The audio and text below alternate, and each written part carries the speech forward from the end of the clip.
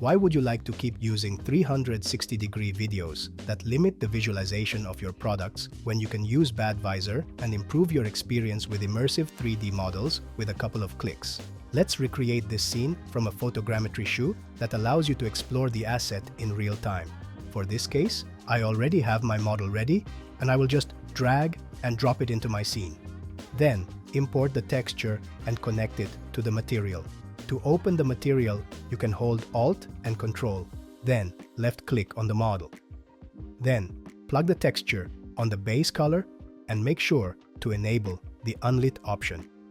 This will bring the details of the texture. Go to the scene settings and make sure that the color of your background is white.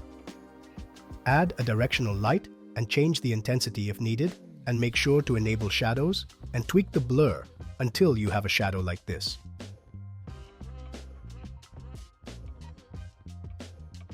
Now, move the shoe closer to the plane, and that's it. Save the scene, click on Exit, and publish the scene. Now, you can copy and paste the embedded code or link to your website. Until next time.